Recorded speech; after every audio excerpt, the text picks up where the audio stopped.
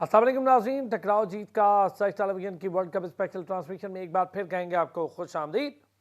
पाकिस्तान ने अपना मैच जीता, थोड़ा सुख का सांस आया। अब 2 मैचेस हैं पाकिस्तान के पास और दोनों ही डू एंड डाई है। जीतो और आगे जाने के चांस बनाओ या फिर पाकिस्तान को मुश्किल ना अपने लिए पैदा करे, क्योंकि हम ये समझते हैं कि अब जो दोनों टीम्स हैं उनमें से एक टीम का मोराल बहुत गिरा हुआ है। इंग्लैंड बड़े ज़्यादा डाउनफॉल का शिकार है। सारे मैचेस तकरीबन इंग्लैंड ने अपनी सतह से बहुत नीचे जाके खेले हैं। आसान होगा पाकिस्तान के लिए, इतना बड़ा मुश्किल मरहला नहीं होगा, या इंग्लैंड इतना बड़ा टारगेट शायद ना लग रही हो मुझे। हाँ, लेकिन जो न्यूजीलैंड है बहुत शानदार टीम है, और पाकिस्तान ने जो क्लोज जाके एक चांस गंवाया है साउथ अफ्रीका वाला, वो और अगर अफगानिस्तान वाला मैच होता तो आज हम ये बात ही ना कर रहे होते, बल्कि आज हम कह रहे होते अब तो ऐसे ही खेलिए, पाकिस्तान सही था, ये तो जीतना ही था। लेकिन चले, बहुत क्लोज आके हमने ये देखा कि साउथ अफ्रीका से वो मैच पाकिस्तान का गया, पर पाकिस्तान ने गुज़िश्ता रोज़ कुछ चेंजेस किए टीम में और वो अच्छे साबित हुए। मासिवाए उसामा मीर के, उसामा मीर क्लिक नहीं कर रहे हैं टूर्नामेंट में अभी तक। मुझे नहीं लग रहा कि वो अपनी बॉल उस तरह कर पा रहे हैं जैसी हमें रिक्वायरमेंट है। बहुत सारी चीज़ें जी, आज का बड़ा मैच है, उस पर करेंगे बात। आज है साउथ अफ्रीका न्यूजीलैंड के आमने सामने।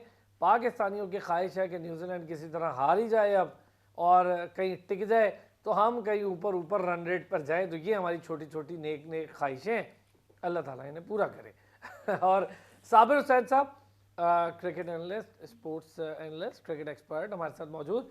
हमारा रेगुलर पैनल काशिफ शबीर साहब, हमारे क्रिकेट एक्सपर्ट, क्रिकेट कमेंटेटर हमारे साथ मौजूद। उनके साथ साथ मुबीन शाहिद ने हमें ज्वाइन किया, क्रिकेट एक्सपर्ट हैं। और मुबीन, आज मैं ज़रा स्पेशल बात है मुबीन से, ये जो स्पिन में उसामा मीर ये सारे नहीं चल रहे ना, मुबीन के एकेडमी से बहुत सारे लोग निकल निकल के गए हैं PSL खेलने और फिर पाकिस्तान खेलने। तो ज़रा आज हम बड़ी डिटेल बात भी करेंगे। चलें जी, सबको करते हैं खुश आमदीद। साबिर साहब सर, कैसा दिया फिर कल? अच्छा सर, चेंजेस काफ़ी अच्छी थी और आई थिंक बांग्लादेश ने चांस मिस किया। जिस तरीके से टॉस उन्होंने जीता, काफ़ी ड्राई पिच थी। 280 शुक्र करें यार, शुक्र कर रहे हैं, मगर सर रियलिस्टिकली देखा जाए तो उन्होंने चांस काफ़ी मिस किया, क्योंकि वो थोड़े से डाउन एंड आउट हैं। जिस तरीके से शाकिब अल हसन, क्योंकि कप्तान की परफॉर्मेंस, शकीब ने कल ये ना उसमें उससे पूछा भी एंड पे, तो क्या रहा, हमने टॉस जीता और बॉलिंग का फैसला किया, तो बॉलिंग पे बहुत रिलाई कर रहे थे, उसने बड़ी अच्छे कर। उसने कहा चेस चल नहीं रहा हमारा जी तो मैं क्या करता। जी जी फिर पाकिस्तान वैसे लाइक भी करता है चेस करना। जिस तरीके से बड़े बड़े चेस पाकिस्तान ने होम सीरीज में किए हैं, इवन साउथ अफ्रीका में भी किए जब से हैं। बाबर आजम आया चेंज हो गया जी, वो मेंटेलिटी थोड़ी सी चेंज हो चुकी, वरना हम लोग तो पता है आपको, एक वनरेबल टीम हमेशा से रहे हैं पाकिस्तान चेसिंग में। तो कल काफ़ी अच्छा रहा पाकिस्तान के लिए कि उसामा मीर को कॉन्फिडेंस दिया, क्योंकि वो आपके रेगुलर स्पिनर आपको खिलाना चाहिए हमेशा। मेरा ये मानना है कि आप स्पेशलिस्ट की तरफ आपको जाना चाहिए, ना कि आप आधा कहते न तीतर ना बटेर, उस चक्कर में नहीं जाना चाहिए, जो कि हमने काफ़ी बैडली स्ट्रगल किया। सेकेंडली, फ़खर जमान के लिए मैंने हमेशा हर प्लेटफॉर्म पे बात की है कि वो आपके देखें, हर कप्तान चाहता है कि आपकी टीम में मैच विनर हो। तो आपकी मैच विनर फ़खर जमान आपके मैच विनर रह चुके हैं, उन्होंने पास्ट में प्रूव किया है। आप इनसे एक्सपेक्ट नहीं कर सकते कि ये आपको 10 मैचेस में 10-50 करके दें। हाँ। इस तरह तो इमामुल हक की 20 निस्फ सेंचुरी है और 7 उनकी जो है वो सेंचुरी है, नो सेंचुरी सॉरी, तो वो उन्होंने कन्वर्ट नहीं किया, वो उनकी विनिंग कॉज में नहीं गए। तो कहीं ना कहीं से थोड़ा सेल्फिश खेल जाते हैं, जिसकी वजह से उसके उनके ऊपर क्रिटिसिज्म भी होता है।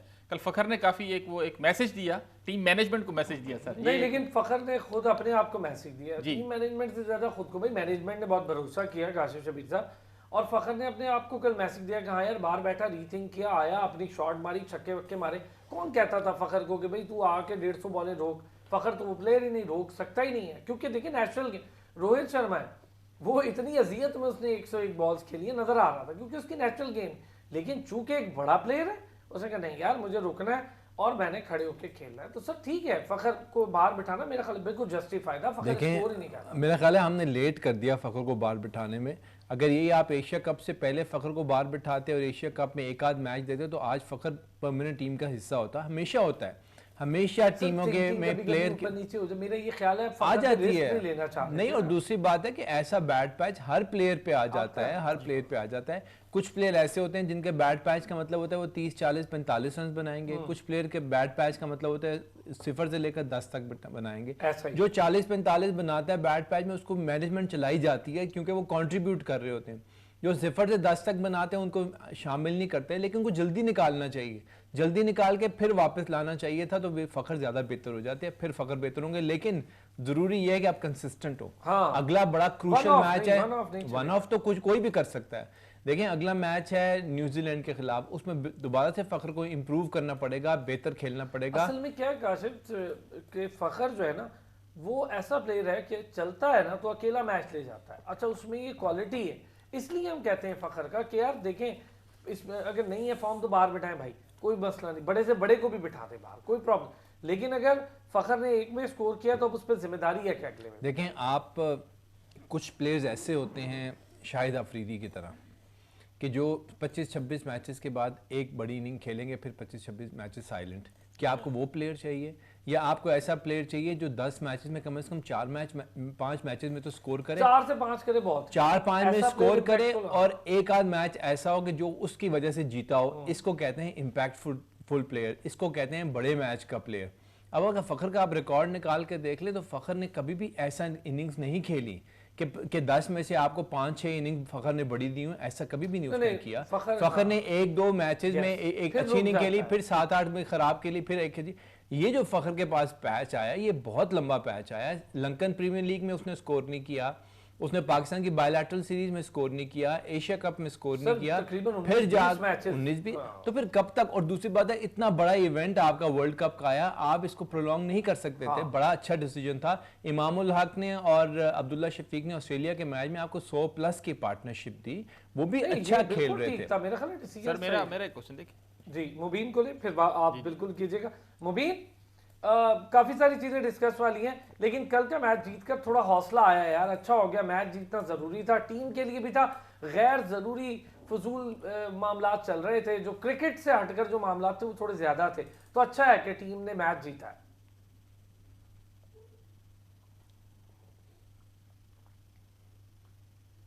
मुबीन आपकी आवाज नहीं आ रही, कहीं म्यूट तो नहीं है? एक बार जरा चेक कर लें, अगर म्यूट है तो अनम्यूट कर लें। जी जी जी, अब आवाज आई। जी हाँ, देखें बड़ा अजीब सा एनवायरनमेंट क्रिएट हुआ था वर्ल्ड कप में। हमने देखा शुरू से जिस तरह पाकिस्तान की टीम खेली थी, लेकिन कल जिस तरह पाकिस्तान की टीम मैच खेली है, आप उनकी बॉडी लैंग्वेज चेक करें, पाकिस्तान की टीम की बॉडी लैंग्वेज काफी डिफरेंट नजर आ रही थी फील्ड में। और जितनी चीजें जो इससे पहले डिस्कस हो रही थी मीडिया पे, सोशल मीडिया पे, मेरा नहीं ख्याल कि कल उस तरह की टीम हमें नजर आ रही थी। और जिस तरह की कल विक्ट्री हमने ली है, देखे रन रेट भी काफी इंप्रूव किया हमने, और थोड़ी सी अगर हम पहले जाग जाते, थोड़ी सी हम ये एफर्ट पहले कर लेते, तो शायद आज रिजल्ट दुआओं के ऊपर ना होता, बल्कि हम लोग जो है वो बड़े इजीली जो है वो क्वालिफाई करते हुए नजर आते सेमीफाइनल के लिए। लेकिन स्टिल अभी भी चांसेस पाकिस्तान की टीम के लिए हैं। न्यूजीलैंड की टीम है, अगर आज का जो मैच है वो बड़ा क्रूशियल मैच है अगेंस्ट साउथ अफ्रीका, उसके रिजल्ट पे बड़ा डिपेंड करेगा।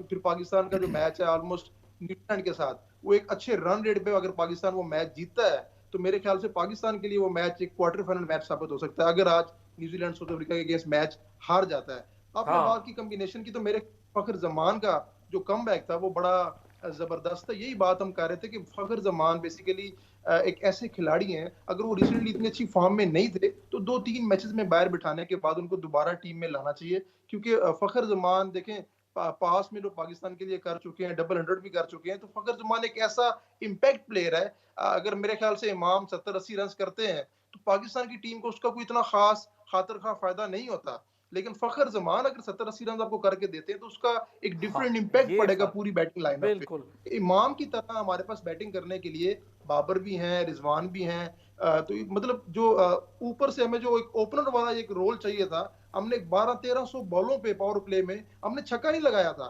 इस वर्ल्ड कप में जाके 1300 डिलीवरीज के बाद जाके ऑलमोस्ट हमने पावर प्ले में छक्का लगाया है। तो ये हमारी ओपनर्स की जो है ना वो कारकर्दगी है पिछले काफी टाइम से। तो मेरे ख्याल से फखर जमान का टीम में होना बड़ा इंपॉर्टेंट रोल प्ले करेगा। बेशक वो आपको हर मैच में अच्छा करके नहीं देंगे, लेकिन किसी एक ऐसे मैच में आपको अच्छा कर देंगे जहां पे आपको उनकी जरूरत पड़ेगी, और वहां पे रन रेट जो है वो आपका काफी बेहतर कर देंगे, जिस तरह कल उन्होंने किया है। तो मेरे ख्याल से एक चेंज ऐसा है जो स्टिल अभी हमें चाहिए, जो हमें रिक्वायर्ड है, वो इब्रार अहमद। हमें शुरू से बात कर रहे हैं इब्रार की कि इब्रार को टीम में लाया जाए। उसामा मीर जो है वो भी इतनी अच्छी फॉर्म में नहीं है, शादाब उस तरह फॉर्म में नहीं है, शादाब इंजर्ड भी हो चुके हैं, तो शादाब के बैकअप के तौर पे मेरे ख्याल से आपको इब्रार को टीम में मुबीन आपने नवाज का नाम लेना ही नहीं है बस अब कि भाई हमारे पास रिप्लेसमेंट पे नवाज रन नहीं खिलाना भाई नवाज को, उससे बेहतर नवाज से कि शादाब ही खेल ले, कोई बैटिंग तो कर ही रहा है। जी काशिफ साहब, देखिए मैं ये कह रहा हूँ कि हमने अगर सारी दुनिया को लास्ट ये बात पता है कि फखर इम्पैक्टफुल प्लेयर है और एक ही प्लेयर है हमारे पास,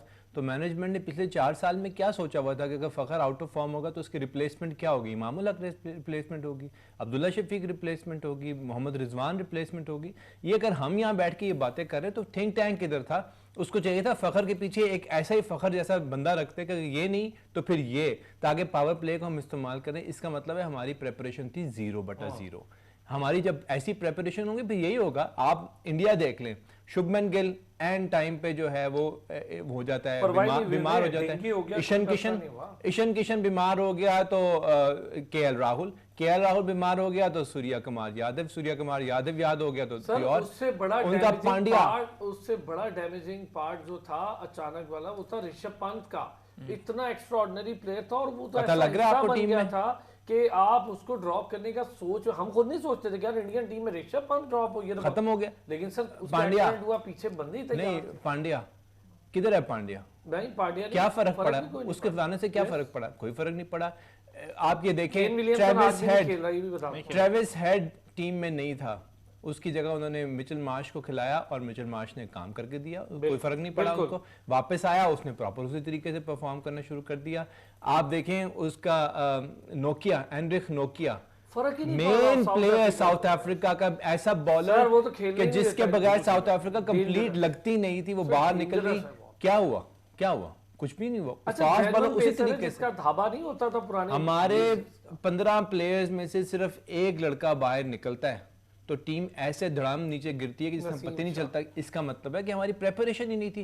जब हमारी प्रेपरेशन नहीं तो फिर आप क्यों कहते हैं कि दुआओं पे हो, ये हो, वो हो? भाई हम नहीं है, हम इस काबिल नहीं है।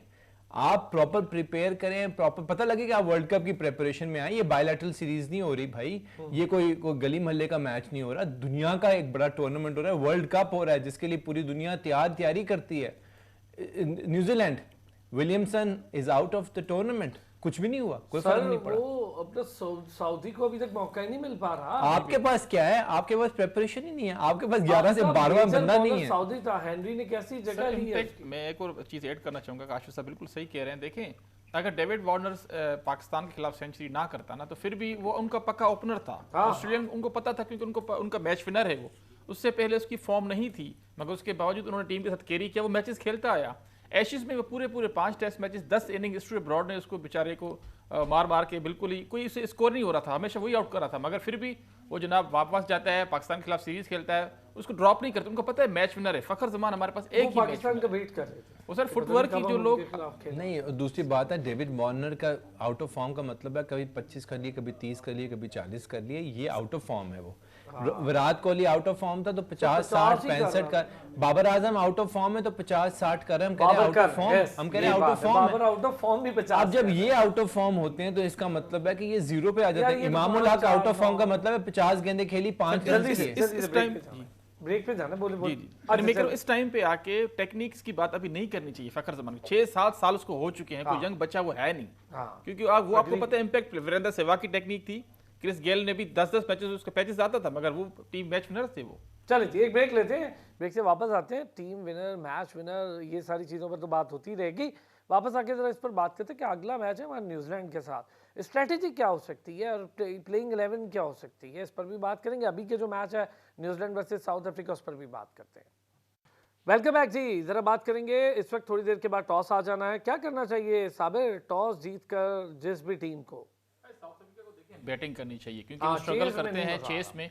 छोटी टीम नीदरलैंड ने उनको हराया क्योंकि वो चेस कर रहे थे धर्मशाला में। उसके बाद पाकिस्तान ने भी ऑलमोस्ट वो मैच जीत लिया था क्योंकि वो स्ट्रगल करते हैं। आप पूरी बात करें, देखिए छोटी टीम नीदरलैंड ने, बड़ी टीम पाकिस्तान ने जी उनके साथ टफ मैच खेला। नहीं, मेरे से चोक करते हैं थोड़ा, चेसिंग में थोड़ा सा प्रेशर में आ जाते हैं वो। क्विंटन डिकॉक वो फ्रीली खेलते हैं। इसके अलावा आप माकरम की बात करें, वो भी थोड़ा वनडे डूसन एक ऐसे बैट्समैन है जो कि थोड़ा सा रन्स को अक्यूमुलेट करते हैं, डाउन द ग्राउंड खेलते हैं, उनको बिल्ड करते हैं। फॉर्म में नहीं है डूसन, मुझे लग रहा है वन ऑफ ही खेला है वो अभी तक। ऐसा वनडे डूसन सर उन्होंने सेंचुरी मारी थी नहीं, लेकिन वन ऑफ है ना सर, बाकी मैचेस में डूसन भी कुछ नहीं कर पाया। मगर सर टेक्निकली अच्छा बैट्समैन है वो, टेस्ट मैचेस भी खेलते हैं, बहुत अच्छा बड़ा प्लेयर सर, वर्ल्ड नंबर 2 है मेरा ख्याल है डूसन। तो मिलर को सर परफॉर्म करना पड़ेगा। मिलर थोड़ा सा ऑफ कलर नजर आ रहा है इस पर्टिकुलर वर्ल्ड कप में, क्योंकि उनकी जो कंट्रीब्यूशन थोड़ी है मगर ओवरशेडो हो रही है डिकॉक की वजह से, उसके अलावा वंडरडूसन की वजह से, माकरम की वजह से, चल रहा, सारे चल रहे हैं ना, क्लासन की वजह से। तो कहीं ना कहीं पे मेरे ख्याल में बैटिंग करनी चाहिए साउथ अफ्रीका को आज, क्योंकि न्यूजीलैंड के जो स्पिनर्स हैं वो शायद उनको तंग कर सकते हैं। और आप पता है आपको जो गोरे खासकर अफ्रीकन जो हैं वो फंसेंगे लेफ्ट आर्म, और पाकिस्तानी की तरह लेफ्ट आर्म स्पिनर से थोड़ा यार। फंसेंगे। लेकिन वो अच्छा ये हो सकता है, जो भी टीम टॉस जीतेगी वो पहले बैटिंग करेगी, चाहे न्यूजीलैंड ही हो। चाहे न्यूजीलैंड इसलिए करेगी क्योंकि वो साउथ अफ्रीका को पहले बैटिंग नहीं देगी। साउथ अफ्रीका इसलिए करेगी क्योंकि साउथ अफ्रीका पहले ही बैटिंग कर सकती है, तो इसलिए दोनों टीमें वो करेंगे। और जो विकेट नज़र आई है, विकेट बिल्कुल ड्राई, फुल ऑफ रन्स लग रही है विकेट। हाँ, दूसरी इनिंग में अगर ड्यू फैक्टर हुआ तो डेफिनेटली बॉलर थोड़ा टफ टाइम होगा, बैटर्स को थोड़ा आसान हो जाएगा वो खेलने के लिए। लेकिन मैच ये मज़े का होगा, मैच लंबा होगा, अच्छा होगा। न्यूजीलैंड बहुत अच्छा चेज करती है, बिल्कुल न्यूजीलैंड बहुत अच्छा चेज करती है। और सर पाकिस्तान आ गया है 5वें नंबर पे, ऊपर चढ़ के थोड़ा सा हम -.2 पर हैं यार। अब जो ऊपर 4 टीमें चली गई हैं ना, बस वही 4 टीमें हैं, ये आप अच्छा। ध्यान में बिठा लें, वही 4 टीमें हैं। मैं समझता हूँ उनके नंबरिंग ऊपर नीचे हो सकती है, बस नीचे से कोई टीम नहीं जाने लगी ऊपर। बड़े सख्त हो गए काशिफ भाई, ये तो बड़ी सख्ती है। मुबीन क्या कहते हैं जी? है न्यूजीलैंड ने और पहले बॉलिंग का फैसला किया है। तमाम तर लोग इस पर थे कि न्यूजीलैंड भी जीते टॉस या साउथ अफ्रीका जीते पहले बैटिंग ही करेगी, और साउथ अफ्रीका की स्ट्रेंथ पहले बैटिंग है। तो मुबीन क्या कहते हैं जनाब अली, फैसला कैसा है न्यूजीलैंड का? जी हाँ, मेरे ख्याल से तो काफी अच्छा डिसीजन है अगर देखा जाए तो टॉस जीत के पहले बॉलिंग करने का।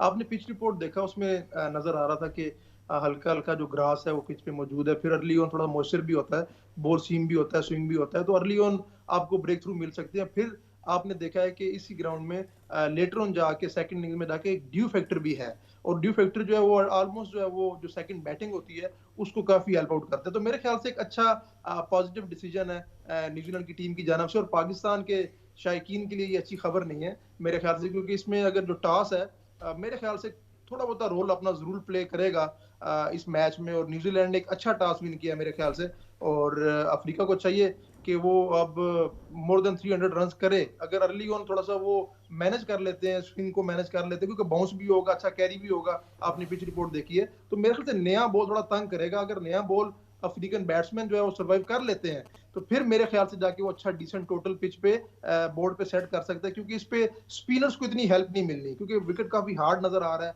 और यहाँ पे लेटर ऑन जाके सेकंड हाफ में जाके कहीं इनिंग्स के सेकंड हाफ में जाके जब पावर प्ले एंड होगा तो मेरे ख्याल में जब 15-20 ओवर गुजर जाएंगे उसके बाद जाके बल्ले पे बॉल बड़ा अच्छा आना शुरू हो जाएगा। तो मेरे ख्याल में उस टाइम में टारगेट करना चाहिए अफ्रीकन बैट्समैनों को, और अच्छा जो टोटल है वो सेट करना चाहिए बोर्ड पे। Very well said. Team announce कर दूं, फिर आप लोगों से जरा पूछ लेते हैं जनाब अली। न्यूजीलैंड की टीम होगी Devon Conway, Will Young, Sachin Ravindra the danger man, Daryl Mitchell, Tom Latham, Glenn Phillips, James Neesham, Mitchell Santner, Matt Henry, Tim Southee is back in the team, और ट्रेंट बोल्ट, ये हो गई। और जनाब Ali Quinton de Kock, Bavuma, van der Dussen, Aiden Markram, Klaasen, killer Miller हो गए, David Miller, Marco Jansen, और कोइजी आज भी खेल रहे हैं भी, केशव महाराज, रबादा, लुंगी निकली।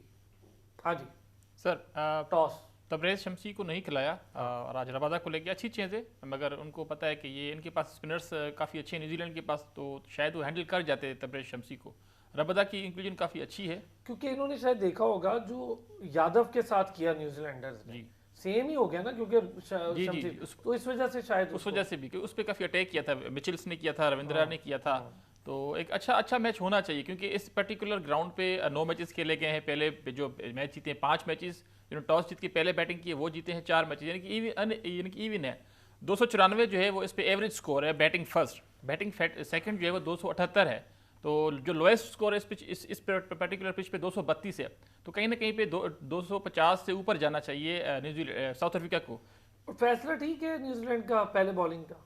सर मैं थोड़ा शॉक हुआ, क्योंकि जिस तरीके की पिच थी थोड़े से क्रैक्स भी नजर आ रहे हैं, शायद हो सकता है कि ड्यू उनके माइंड में हो, अदरवाइज मुझे मेरे मुताबिक उनको पहले बैटिंग करनी चाहिए थी, मगर एज अगेंस्ट साउथ अफ्रीका को है। जिस तरीके से 6 मैचेस खेले हैं, पहले 4 मैचेस जो उन्होंने बैटिंग करके स्कोर बनाया 428, 399, 330 से प्लस उन्होंने स्कोर बनाया है, तो उनकी स्ट्रेंथ जो है वो बैटिंग फर्स्ट है। कहीं ना कहीं थोड़ा सा ये कैलकुलेशन एरर हो सकता है न्यूजीलैंड। काशिफ साहब आपका मैं बिल्कुल व्यू लेते हैं छोटे से ब्रेक के बाद, और जब तक आप सोच लें और मजीद चीज़ें, एक छोटे सा ब्रेक से वापस आते हैं तो इसी पर बात करते हैं। वेलकम बैक जी। और बात करेंगे अब जरा मैच पर। टॉस हो गया, आकाश भाई क्या रहा टॉस, कैसे देखिए, देख मैं रहे हैं? आपसे ये कह रहा था, पहली बात तो ये कि बड़े ओवर कॉन्फिडेंट रहे न्यूजीलैंडर्स, शायद 388 वाला मैच उनके दिमाग में बस। शायद। और दूसरी बात है कि देखें, जब आपको पता हो कि आप चेज भी अच्छा कर सकते हैं, आप पहला टोटल भी आप अच्छा दे सकते हैं, तो फिर आप दूसरी टीम की वीकनेस ढूंढते हैं। साउथ अफ्रीका की वीकनेस है वो चेज नहीं कर सकते अच्छा। कामयाबी उन्होंने इंडिया दिखाया की है। पता किसमें है? बड़ा स्कोर नहीं कर रही जिसमें, तब भी जीत रही है क्योंकि वो वीकनेस जी हाँ। अब आपने उनको उनकी स्ट्रेंथ पे दे दी है। अगर अब पता नहीं आगे क्या रिजल्ट होगा, वो तो अब पता लगेगा 2-3 घंटे के बाद। लेकिन मुझे ये लगता है कि it was a good toss to lose for South Africa. लेकिन यहाँ तो ये है कि आप शुरू में वैसे ही पूछ लेते। It was a good toss to win for Pakistan. नहीं, मैं कह रहा हूँ कि स्मिथ वैसे ही पूछ लेता शुरू में हाँ। दोनों से कि भाई तुम क्या करना चाहते हो। उसने कहना था मैं बैटिंग और उसने कहना था मैं बॉलिंग, तो भाई वही फैसला कर वही लेते। फैसला करते हैं टॉस की तरफ से। हाँ। लेकिन ये है कि इस मौके पर अगर ये ओवर कॉन्फिडेंस का शिकार हुए हैं तो ठीक है, एक झटका लगना भी चाहिए उस टीम मेरा को। ख्याल है 300 plus anything above 300 is going to be very difficult for जाना चाहिए। न्यूजीलैंडर्स अच्छा। To chase. मुझे ये लगता है। पिच 2 पेस है sir. It wasn't like Australia, नहीं नहीं, ना क्योंकि ये डिफरेंट ये टीम वो है। नहीं इसका है। इसका अटैक बड़ा खतरनाक लेकिन है। प्रोवाइडेड के साउथ अफ्रीका को ये जेन में हो कि भाई यहाँ हमने 400 रन नहीं करने, हमने 300 करने हैं, वो 300 के हिसाब से खेले ना, सर फिर सवा लड़ेंगे। 300 साउथ कर अफ्रीका लेंगे। में बहुत सख्त इस वक्त फाइट जो है ना उसकी spirit आप देखिए। देखें कि उनके येंसन तक प्रॉपर बैटिंग है, वो बहुत ही अच्छी है। प्रॉपर वो तो। बैटिंग हाँ, है वो तो उनके बहुत- पास। और उनके पास मिलर जो आप कह रहे हैं ना कि परफॉर्म नहीं कर रहा, बेचारे की बारी नहीं आ रही ना। सर 15 पे 34 जिस दिन किया था उस दिन डराया था उसने हल्का हाँ, हल्का। उसको मौका ही नहीं मिल रहा। ऊपर उसके आगे क्विंटन तो डिकॉक। हाँ सर, बबूमा को परफॉर्मेंस देनी चाहिए एज ए कैप्टन, क्योंकि वो जब नहीं खेले थे 1-2 मैचेस तो रजा हेंड्रिक्स आए थे, उन्होंने अच्छा बड़ा स्कोर किया था इंग्लैंड के वो खिलाफ। बड़ा अच्छा प्लेयर है। जी जी। लेकिन वो तो जाहिर है कैप्टन होने का थोड़ा सा असर, पर यार ये भी उधर तो बुखार देखिए, था उनको। आप ये देखें जिन मैचेस में उन्हें जीतना था उसमें बबूमा खुद भी बैठ गया, उन्होंने भी बिठा दिया, मसला नहीं हुआ। उनके साथ तबीयत जो कहा गया था कि वो बीमार थे ऐसे शायद। ही कहते हैं, हम नहीं कहते कि उसकी तबीयत खराब हो गई, हमें नहीं पता होता अंदर। Concussion कहते हैं हो कि सर हमें प्लेयर नहीं अंदर अंदर पता क्या हो रहा है। प्लेयर्स को कहते थे कि तुम इंजर्ड हो, कहता अच्छा मुझे खुद पता ही नहीं कि मैं इंजर्ड हूँ। तो ये हाँ। भी सर हमारे पाकिस्तानी, तो पाकिस्तान पीसीबी में तो कुछ भी आप एक्सपेक्ट कर सकते हैं, मगर आज के मैच का देखा जाए तो जो पिच यार आप रिपोर्ट। पीसीबी कह रहे हैं तो ये भी कर रहे हैं भाई, सिर्फ पीसीबी नहीं है। मैं आपको बड़ी मजे की एक किस्सा अभी सुनाता हूँ, बल्कि अभी इसी वर्ल्ड कप का बड़ी टीम का। अच्छा जी, क्या कहते हैं जी अपना मुबीन साहब कि कितना एज होगा साउथ अफ्रीका को इस मैच में? अब पहले बैटिंग कर रही है, क्या स्कोर सेटल करना चाहिए? देखें, एज तो मेरा नहीं ख्याल कि इतना उनको खास को मिलने वाला है, क्योंकि टॉस मेरे ख्याल से जो टॉस था वो अच्छा विन किया न्यूजीलैंड ने और अच्छा डिसीजन लिया टॉस जीत के। जिस तरह का पिच है, जिस तरह की कंडीशन है और जिस तरह आपको ग्रास भी नजर आ रहा है पिच पे हल्का हल्का, तो कोई रिस्क नहीं लिया उन्होंने मेरे ख्याल से। और फिर मैंने जो बात पहले की आपसे कि अफ्रीकन जो बैटर्स हैं उनको इस चीज को देखना कि किस फेज में इस पिच में हमने इस इनिंग्स में हमने रन निकालने हैं। तो मेरे ख्याल में अर्ली ऑन 8-10 ओवर जो थोड़ा देख के खेलना है, फिर जिस तरह बॉलर पुराना होगा मेरे ख्याल में 15-20 ओवरों के बाद जाके जो है ना आप रन निकाल सकते हैं इस पिच पे। तो मेरे ख्याल से शुरू में विकेटें जो है वो नींद इनको थ्रो करनी और बाद में जाके मिड में जाके इनको रन्स करने हैं। तो मेरे ख्याल से छोटी छोटी पार्टिशन को बिल्ड अप करनी है। 300 के करीब जो है ना इनको रन्स करना है। अगर ये 300 के करीब जाएंगे तो ये सेफ होंगे, अदरवाइज मेरा नहीं ख्याल कि फिर सेकंड इनिंग्स में थोड़ा ड्यू भी आ जाएगा, तो आपने 15-20 रन तो आपको ड्यू फैक्टर की वजह से मिल जाते हैं। अगर आपने 320-30 भी किया हो तो आपने सिर्फ 300 किया हुआ है। तो मेरे ख्याल से ये चीजें हैं जिसमें थोड़ा सा एज जो है वो न्यूजीलैंड को जा रहा है, लेकिन फिर भी अफ्रीकन एक अच्छी टीम है, साउथ अफ्रीका अच्छा, अच्छी टीम है। अगर मुबीन अगर मैं आपसे पूछूं, साउथ अफ्रीका बोर्ड पर 300 लगा गई, 300 भी या 310 315 कर लें, चलें इस हद तक लगा गई तो मुश्किल होगा न्यूजीलैंड के लिए? देखिए 300 या 300 के करीब भी या 300 से ऊपर कुछ भी आएगा तो वो इतना आसान नहीं होगा न्यूजीलैंड के लिए, क्योंकि देखिए 300 का एक साइकोलॉजिकली एक प्रेशर होता है टीम पे, और 300 कर जाना उसके बाद चेस करना इतना आसान नहीं होता। तो मेरे ख्याल से 300 के करीब एक अच्छा डिसेंट टारगेट होगा। अगर वो सेट कर लेते हैं तो मेरा नहीं ख्याल कि इतना आसानी से न्यूजीलैंड की टीम वो चेस कर पाएगी। काश भाई, इस वक्त सबसे बड़ा इशू जो चल रहा है सारी टीम्स का, उसमें कॉम्बिनेशन का होना बड़ा मसला था। 2 टीम्स या 3 टीम्स कह लूँ मैं, ज़्यादा टीम बस आखिरी यही है मेरी, इससे ज़्यादा नहीं जा रहा मैं। एक तो साउथ अफ्रीका राइट कॉम्बिनेशन के साथ है, बब्बा आए बब्बा जाए फ़र्क नहीं पड़ रहा।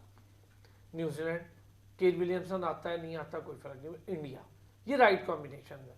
अच्छा, ऑस्ट्रेलिया स्ट्रगल कर रहा है अपने कॉम्बिनेशन के साथ, मुझे लगता है आगे भी कहीं ऑस्ट्रेलिया एक आधे मैच में कोई मसला खाएगा। स्ट्रगल कर रहा है कॉम्बिनेशन के साथ, अभी चल गए हैं वो, लेकिन स्ट्रगल उनका जो स्पिन डिपार्टमेंट है ना वहाँ कर रहे हैं, उनके पास स्पिनर लैक है। अब ज़म्पा ठीक बॉलिंग कर रहा है, लेकिन हर मैच में लेग स्पिनर पे रिलाई नहीं किया जा सकता जैसे ऑफ स्पिनर में किया जाता है। तो राइट कॉम्बिनेशन जब टीम्स बना रही होंगी इस वर्ल्ड कप से पहले, तो उन्होंने अपनी टेस्टिंग लगाई होगी किसी ना किसी सीरीज में, किसी ना किसी जगह पे।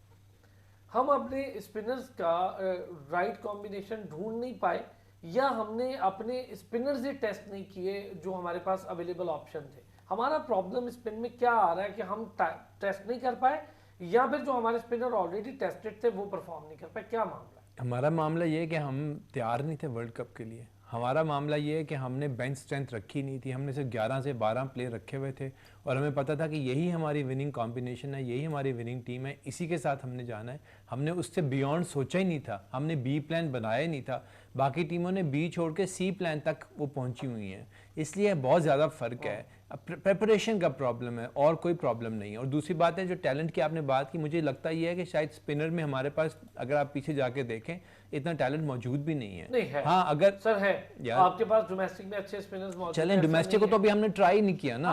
उसके लिए जरूरी था, आपके इमर्जिंग के लिए गए, उसके लिए जरूरी था कि आपको, उसके लिए जरूरी था कि आप उन प्लेयर्स को लेकर आते। आप कम से कम 1-2 महीना पहले प्लेयर से कहते हैं आप मिसिंग एलिमेंट आप लोग भी डिस्कस कर रहे थे आमिर जमाल, इस पे थोड़ी सी बात नहीं देखें आप मिसिंग एलिमेंट अच्छा लड़का आप 1-2 महीने पहले अपनी टीम से कहते भाई अब आपने जो है किसी प्लेयर ने जो है वो T20 नहीं खेलना, सब ने लॉन्गर फॉर्मेट खेलें ताकि उसकी प्रेपरेशन हो जाती। आमिर जमाल को अगर आपने लेकर आना था एज एन ऑलराउंडर तो फिर उसको भी बायलैटरल सीरीज मिल गई थी ना हमें अफगानिस्तान के खिलाफ, उसमें आपको ट्राई करने चाहिए थे, ट्राई नहीं किया। ऑस्ट्रेलिया के जहाँ तक आपने बात की तो एश्टन एगर जो थे उनके टीम का हिस्सा थे, वो तो आखिरी मोमेंट पे बीमार हुए और वो वापस उनको जाना पड़ गया, वो नहीं हुए। अगर वो होते ट्राई किया उन्होंने ना किसी और को अपने वहां से लाए, उनके भी तो डोमेस्टिक में है ना। हाँ अच्छा, उसके बाद ये है कि ट्रेविस हेड ये जब वापस आ गया, आपको पता है ट्रेविस हेड बॉलिंग भी कर लेता है, कुछ 2-4 ओवर वो भी करवा सकता है। तो अब ग्लैन मैक्सवेल, ट्रेविस हेड और ज़म्पा ये तीनों बहुत ज़बरदस्त बॉलर हैं।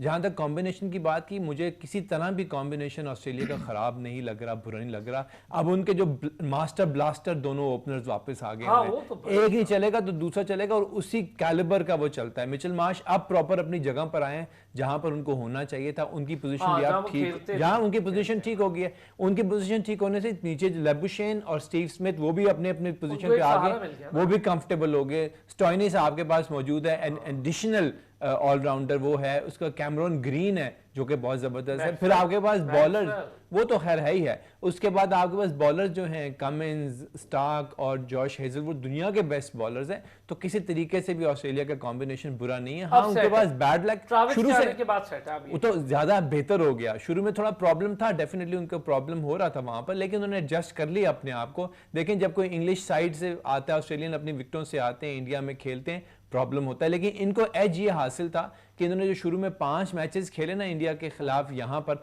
उसने इनको थोड़ा जरा स्टार्टिंग पॉइंट दे दिया हुआ था। इंग्लैंड को वो नहीं मिला, जिसकी वजह से इंग्लैंड परेशान हुआ हुआ है। 5 मैच हारे में इंग्लैंड ने, 5 मैच 6 में से 1 जीता है। मैं जरा ब्रेक से वापस आता हूँ तो आपसे भी, साबिर साहब और मुबीन से भी इस पे बात, ये जो बात बड़ी अच्छा एनालिसिस किया काशिफ भाई ने कि जब हम टीम कॉम्बिनेशन की बात करते हैं, कॉम्बिनेशन मुझे ओके लग रहा था इंग्लैंड का, कॉम्बिनेशन का उनका मुझे इशू नहीं था, लेकिन वहां पर कोई ऐसी चीज जरूर मौजूद है कि जो उनको प्रॉब्लम करी, और वो शायद उनका या तो बैटिंग ऑर्डर है या फिर वो सही ऑर्डर पे सही प्लेयर खेल नहीं पा रहा है, कुछ है इशू। तो हम उस पर बात करते हैं, वापस आते ब्रेक से उस पर बात करते हैं। वेलकम बैक जी। मैच शुरू हो चुका है, पहली बॉल है और ट्रेंट बोल्ट ने पहली बॉल की है, डॉट है, केन विलियमसन बाहर चश्मा लगाकर मैच देख रहे हैं एक एक्सपेक्टेटर की तरह, और उनका अफसोस तो हो रहा होगा काशिफ के यार बाहर बैठ के इतना बड़ा प्लेयर हो, वर्ल्ड कप मिस कर रहा हूँ। लेकिन ये इंजरीज केन विलियमसन को भी आईपीएल से ही मिली हैं। नहीं आईपीएल से नहीं मिली, और सर वो भी है, नहीं वो तो खैर ठीक हो गया सर वो भी है, नहीं ठीक नहीं, वो ठीक, वो तो अनफॉर्चुनेटली उसका अंगूठा वो मुझे पता है, लेकिन वो भी गया। ठीक नहीं हुआ। केन विलियमसन स्ट्रगल कर रहा था जिस वक्त उसने एक मैच खेला है। अगर स्ट्रगल करके वो इतना अच्छा खेल रहा था, नहीं वो प्लेयर ही बहुत बड़ा है, करता तो फिर क्या करता वो। अभी सर जो इंजर्ड हुआ है उसको बांग्लादेश की मैच में मुझे उसको पता बॉल है लगी उसके थी। वो, लेकिन सर स्टिल आईपीएल से ये इंजरीज हुई हैं, बड़ी डेंजरस हुई थी। मगर सर देखिए न्यूजीलैंड की जो टीम है उन्होंने इसको रखा हुआ है अपने साथ, क्योंकि देखिए उनका क्रिकेटिंग माइंड है, उनका अपना एक्सपीरियंस है, कुछ वो सजेशंस होती है। सर वो आता है ना पानी लेकर आता है तो पता नहीं क्या उसको बता जाता है रविंद्रा को, रविंद्रा और चार्ज हो जाता है। इसी काम के लिए आप सरफराज को रखते फिर भी कहीं ना कहीं पे आपको काम आ जाता है इस वर्ल्ड कप में। सर आप स्पिनर्स की बात कर रहे थे ब्रेक से पहले कि देखिए हमारे जो स्पिनर्स हैं कंपेयर कर रहे हैं ऑस्ट्रेलिया के जाम्पा से या इंडिया के कुलदीप से, इवन आप न्यूजीलैंड के सेंटर से भी आप कंपेयर कर रहे हैं, तो देखिए हमारे शादाब और नवाज का कंट्रोल नहीं है। वो शॉर्ट पिच बॉलिंग कर रहे हैं, चाहे नवाज हो चाहे शादाब, कंट्रोल नहीं। वो सर एशिया कप से कर रहे हैं। इंडिया के मैच में हम एक्सपोज हो गए, उसके बावजूद हमने उस चीज़ पे कंट्रोल। अब इफ्तिखार की मिसाल ले लें, थोड़ा सा पीछे तो शाहिद अफरीदी थे, मोहम्मद हफीज़ थे, न्यूजीलैंड के ग्लेन फिलिप्स हैं, तो वो कंट्रोल से बॉल कर रहे हैं, उनके विकेट टू विकेट बॉल कर रहे हैं। जाम्बा भी कोई उसको इतना कोई खास रन नहीं हो रहा शेन वॉर्न की तरह, मगर और इन पिचों पे विकेट टू विकेट बॉल कर रहे हैं, वो सक्सेसफुल हो रहे हैं। तो कहीं ना कहीं पे शादाब को ये चीज़ सीखनी चाहिए कि उसका कंट्रोल नहीं है। इसी आपने यासिर शाह को बाहर कर दिया था क्योंकि उनका बॉल टर्न नहीं होता, उसका इतना उन्होंने अपना वजन बढ़ा लिया था, उसका बाजू पूरा बैंड नहीं हो रहा था। मुश्ताक अहमद थोड़ा सा काम किया उनके साथ एनसीए में। तो कहीं ना कहीं ये चीज़ें एज ए क्रिकेटर इंडिविजुअल आप रिस्पॉन्सिबिलिटी बनती है, आपको कप्तान नहीं बताएगा, आपको कोच नहीं बताएगा, तो आपकी जो अपने तरीके से आप कम से कम चीज़ों को कंट्रोल करके करें, तभी आप सक्सेसफुल हो सकते हैं इन पर्टिकुलर पिचों पे। अच्छा, ट्रेंट बोल्ट वर्सेस अगर क्विंटन डी कॉक करें तो आपने देखा होगा अभी 8 मैचेस में 84 रन इन्होंने क्विंटन डी कॉक ने किए हैं ट्रेंट बोल्ट के अगेंस्ट, और 5 दफ़ा आउट हुए, 13 की एवरेज है। तो मुबीन एवरेज तो नॉर्मल ही है, और क्विंटन डी कॉक का वैसे कोई पता नहीं है कि वो अपनी ट्रेडिशन बरकरार नहीं रखता, वो बड़ा अजीब प्लेयर है। तो आज फिर हो जाएगा अच्छा मुकाबला Quinton de Kock versus Trent Boult. देखिए जी हाँ, पहले मैं बात करूं, हम स्पिनर्स की बात कर रहे थे, पाकिस्तान के स्पिनर्स के बारे में। देखें दुनिया में आप देखें जितनी भी टीम्स हैं जो उनके स्पिनर्स हैं, हम जब कंपेयर करते हैं बेसिकली देखें तो वनडे और T20 दोनों डिफरेंट क्रिकेट है, ठीक है। हम बात करते हैं जब स्पिनर्स की तो हम स्पेशलिस्ट स्पिनर्स की बात करते हैं। अभी तक हमारे पास जो स्पिनर्स हैं नवाज या शादाब, हम उन दोनों को लेके आ रहे हैं एज एन ऑलराउंडर, लेकिन दुनिया जो है इस रोल को वो बड़ा स्पेशलिस्ट लेती है कि वो स्पिनर्स हैं तो सिर्फ स्पिनर्स ही हैं, तो फिर जाके वो रिजल्ट भी देते हैं। तो जब भी आते हैं हम कहते हैं हमें कोई बैटिंग भी करके दे दे। अगर हम फास्ट बॉलर लेके आ रहे हैं तो थोड़ी बहुत बैटिंग भी करना जानता हो, नहीं। अगर हम स्पिनर्स की बात करते हैं तो हमें ऐसे स्पिनर्स लेने हैं जो वाकई स्पेशलिस्ट स्पिनर्स हैं, फिर वो वनडे हो या टेस्ट मैच हो, वो वहां पे अपने रिजल्ट्स भी देंगे। जब T20 क्रिकेट की आप बात करते हैं तो वहां पे आपको ऑलराउंडर्स चाहिए, वहां पे शादाब है, नवाज है, इमाद वसीम है, इन लड़कों ने वहां पे अपना नाम बनाया है। लेकिन जब वनडे की आप बात करते हैं तो वहां पे आपको एटलीस्ट एक जेन्युइन स्पेशलिस्ट स्पिनर जो है वो आपको चाहिए। अच्छा, मैं अगर ये बात आपकी ऐसे लूं मुबीन कि हमें स्पिनर से ज्यादा राइट सिलेक्शन का मसला हो रहा है। एग्जैक्टली देखिए मैं वही बात कर रहा हूँ कि हम लोग कंफ्यूज्ड हैं। बेसिकली कंफ्यूज किस बात पे हैं कि अगर हम बात कर रहे हैं स्पिनर्स की तो हमें सिर्फ स्पेशलिस्ट स्पिनर उठाना है, उसके साथ हम एक आधा स्पिनर ऐसा खिला सकते हैं, नवाज है, शादाब है, जो बैटिंग ऑलराउंडर हो या बॉलिंग ऑलराउंडर हम खिला सकते हैं। लेकिन अब स्पिनर हमें एटलीस्ट एक स्पेशलिस्ट स्पिनर टीम में चाहिए। आप कुलदीप की बात करते हैं, आप शम्सी की बात करते हैं, आप जैम्पा की बात करते हैं, तो ये क्या है? क्या ये ऑलराउंडर्स हैं? नहीं, ये स्पिनर्स हैं। तो हमें भी यहाँ पे इब्रार हमारे पास एक अच्छा ऑप्शन है जो बेंच पे आपके पास बैठा हुआ है, लेकिन आपने उसको पता नहीं क्यों उसको आपने 15 के स्क्वाड में इंक्लूड ही नहीं किया, जबकि आपके पास दोनों आप लेग स्पिनर ले गए, फिंगर स्पिनर आपके पास है, फिंगर स्पिनर पिक भी नहीं होता, उसको दुनिया जानती भी नहीं है, खेली भी नहीं है उसको, तो फिर भी आपने उसको बाहर बैठाया हुआ। तो मेरी समझ से बालातर है इसके पास में जाएं, असगर जैसे स्पिनर को आपने वेस्ट किया, आपने जाया किया है। तो मेरे ख्याल से हमारे बहुत सारी चीजें ऐसी हैं कि हम क्रिकेट जो है अच्छा सही नाम, ये आपने बड़ा अच्छा नाम दिया है असगर वाला।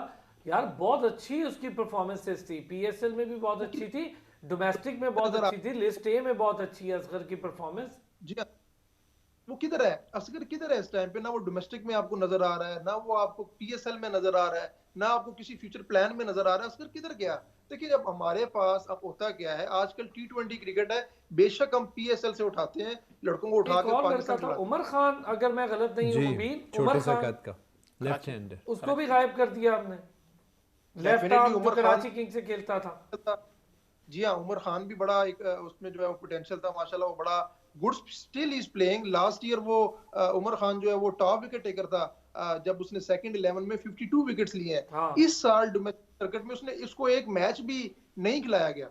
तो मेरे ख्याल से ये सारी वो चीजें हैं, पीसीबी को इस चीज पे देखना है। अगर वो रीजनल क्रिकेट एसोसिएशन के हवाले कर रहा है टीम्स को, अपने उन प्लेयर्स को जिस पे उसने इन्वेस्ट किया हुआ है, या जो हमारे फ्यूचर प्लान्स में है, पीसीबी को फोर्स करना चाहिए हमारे डोमेस्टिक कोचेस को, एसोसिएशंस को, कि उन लड़कों को लाजमी खिलाया जाए जो हमारे फ्यूचर प्लान में। जिस तरह देखो सुफियान मुकीम है, मेहरान मुमताज है, ये बच्चे अच्छे आ रहे हैं, आपको नजर आ रहे हैं कि ये लड़के करते हुए इन्होंने इमर्जिंग एशिया कप में आपको परफॉर्म करके दिया है। आप इनको तैयार करें, आप इब्रार आपके पास है, अब इनको आप इसमें से एक स्पेशल स्पिनर जो है वो पक्का टीम के साथ आप रखें।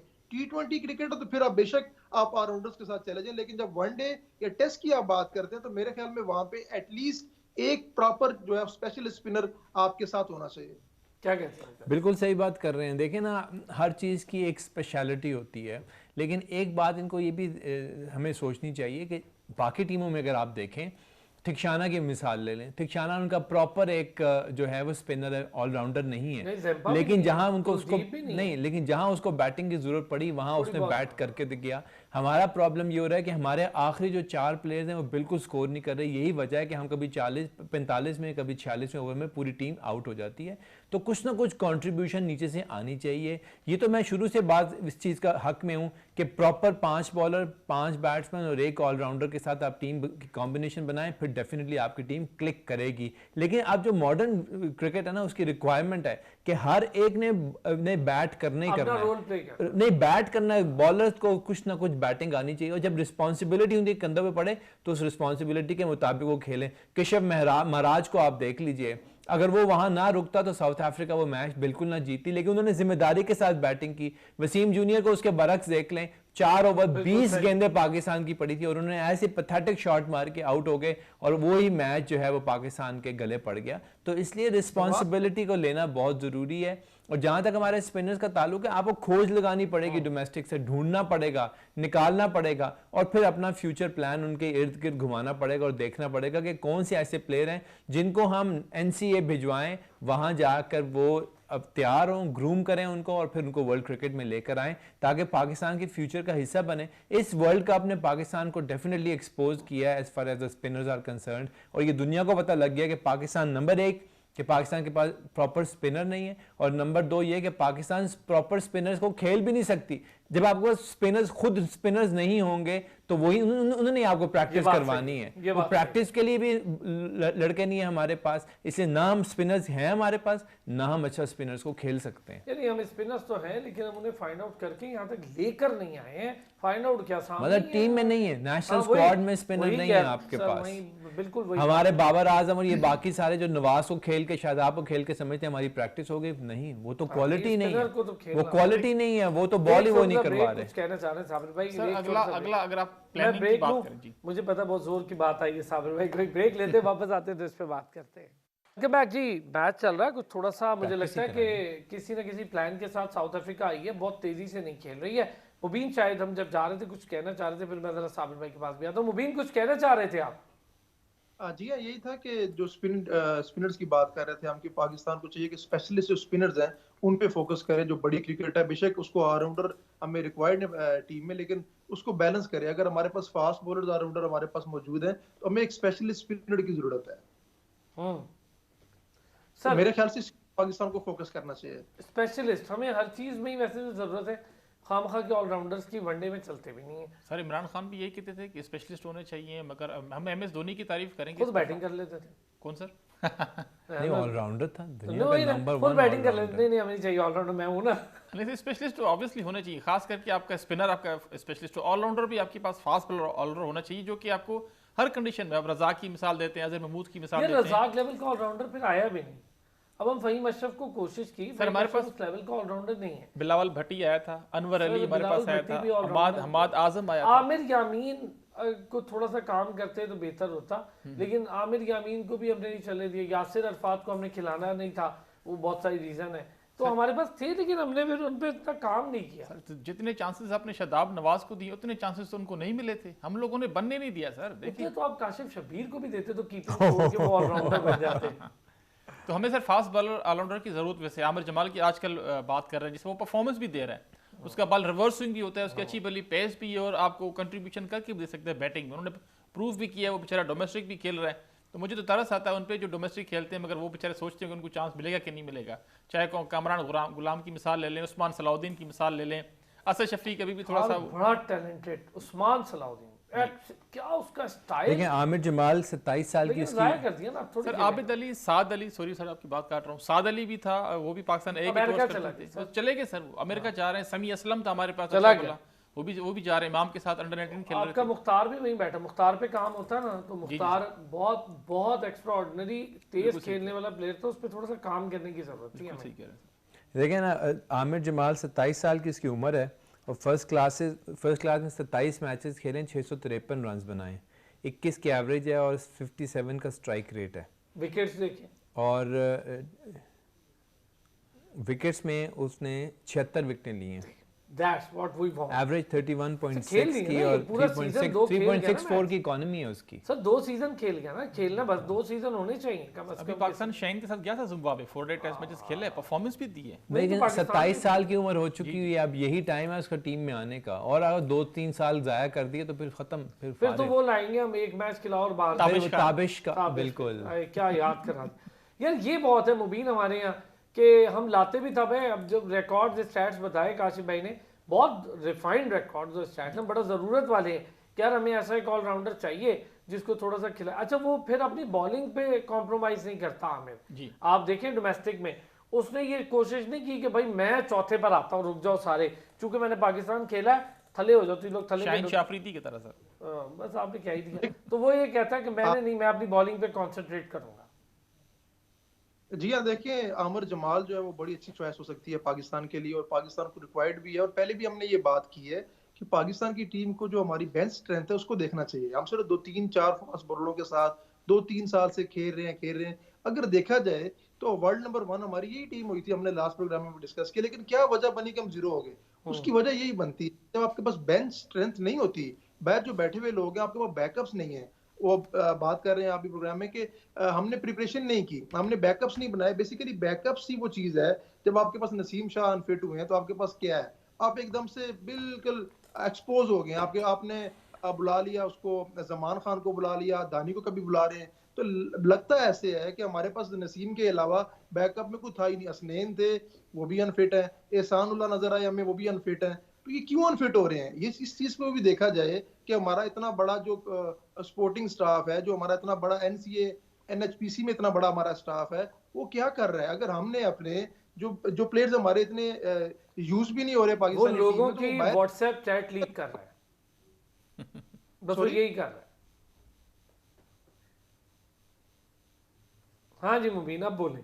जी जी, मुबीन तो तो मैं चुप कह ही रहा हो हूँ गया कि इस बात पे। हमें बैकअप्स बनाने हैं, और हमें 4-5-6 फास्ट बॉलर एटलीस्ट हमें हर टाइम सर्कल में रखने हैं।